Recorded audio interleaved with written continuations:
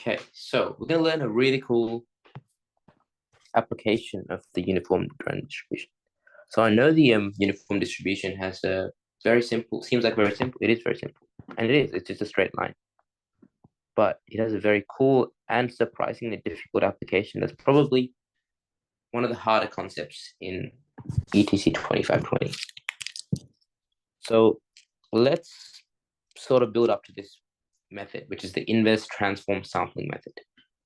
So the goal, our ultimate goal is we want to generate random samples for any random variable with a clearly defined CDF.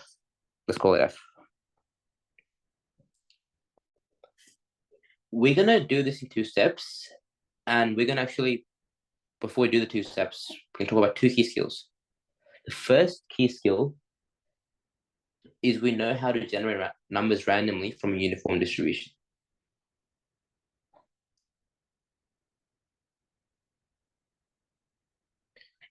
And we're going to talk about that for a little bit. So we'll learn how to generate numbers randomly from a uniform distribution. And actually a lot of Excel, whatever software can generate this. And then we're going to learn how to use the inverse transform sampling method to convert these uniformly distributed samples into the samples that from the whatever distribution we want.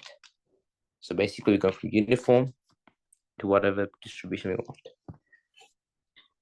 So I guess the first question is, why do we generate samples from a uniform distribution? Why don't we just do it straight away? And I guess the answer is that it's not that generating random samples from a uniform distribution is easy. It's just that random sampling in general is just very hard. And doing it for every single type of distribution is just a very, very tricky thing. So instead, what computer scientists have done over the years is just they've developed many different algorithms to generate random samples for uniform distributions. And they've spent time sort of making these better and better. And thanks to this inverse sample method, I will see soon, these uniform distributions, these random uniform samples are good enough to generate every single type of distribution with a few criteria. We'll talk about that later. So I guess we'll talk about why it's difficult. Well, first of all, think about a computer, right? Computers run deterministic lines of code. What this means is that they are, like every single thing they do is predetermined, right? Whenever you run a program, it's doing exactly whatever the computer tells it to do, right? There's no such element of randomness or chance in this. So to actually do something random, I'm doing air quotes here, right? Computer can never actually be random because everything's predetermined. So the random samples have to be generated in a few complex ways. The first method that will go into a little bit of depth is pseudo-number random generation. And how this works is you start with like whatever starting state, right? Starting value. And then let's say it's 10. You apply that, start with that. You apply it to some function. So for example, the function here is ax plus b, mod. I'll rewrite it, ax plus b mod log 10 to the k over log 10 to the k. So there's a typo in the notes, ignore that. But essentially you start here, you apply this function, and you get your output. And that output, right, apply function, let's call this f. The output becomes your first sample, and also becomes input. This is input 1, and this is output 1, but this output becomes input for the next sample. And you just apply f again, and you get your second output, right? Output 2. And it keeps going and going to however many samples you want. So I'll give you an example, right? Let's just make it really simple. Let's say a is 3, b is 5, case case 2. In a real computer, case much bigger because they want much more variety in the sample. But let's just see. Let's start with 5, right?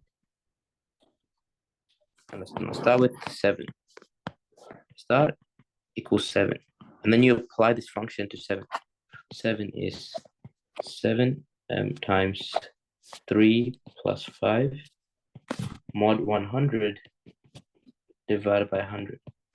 There's 26 mod 100, which is 26 of 100, which is 0.26. That's your sample. And you apply, this is your next sample. So this is your first sample. And then you go apply f of 0.26, which is 7 times, sorry, not 7, 0.26 by 3 plus 5 mod 100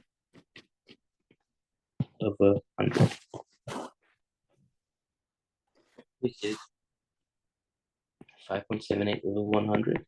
I'm using calculator here, so that's about 0.0578. And it just keeps going and use this as the next input. I don't think this is a very good distribution. I think the B value is too small, but it doesn't matter. This is just an example of how it works.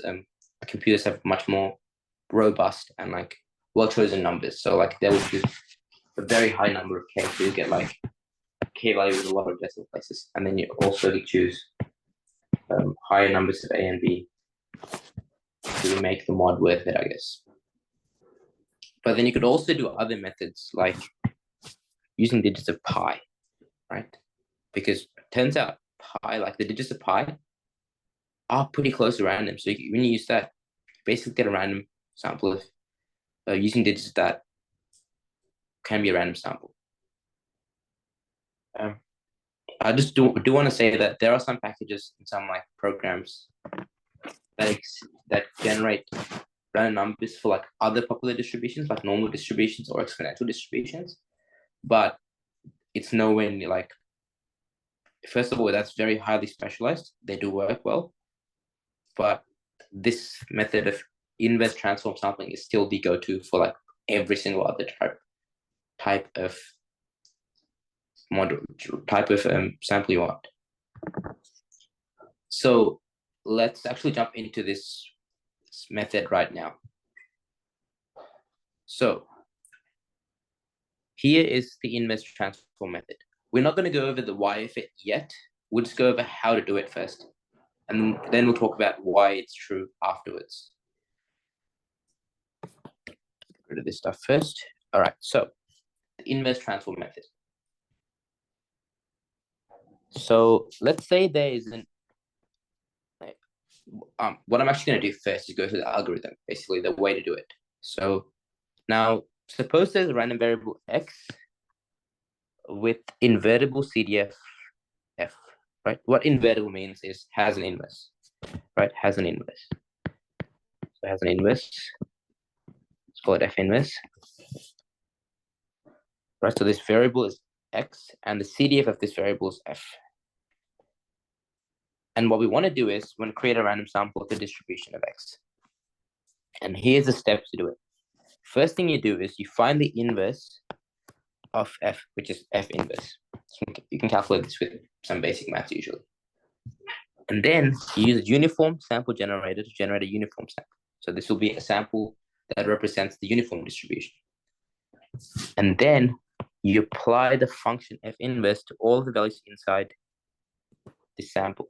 Sorry, inside this sample.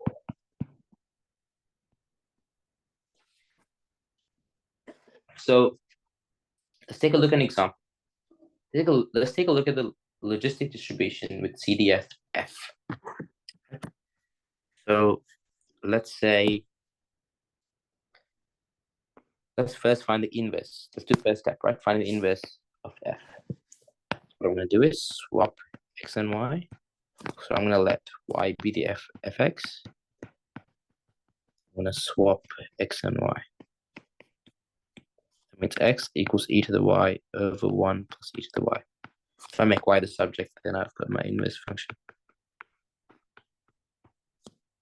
You can obviously do this by a calculator or some device as well, but we're just doing by hand for the sake of doing it by hand. I have realized that while I was talking, I made a mistake. Just reverse step. So let me come back to here. So this is x plus e to the y. X is e to the y. Which x is e to the y minus e to the y x. Just e to the y times 1 minus x. That means e to the y is x over 1 minus x. If I apply a log to both sides, right, this will become log base, which is just y is log e base x 1 minus x. Essentially what we have here is f inverse now. We have f inverse x is the log of x on 1 minus x. Right? And then now what we do is we generate a uniform sample. So I've got one here.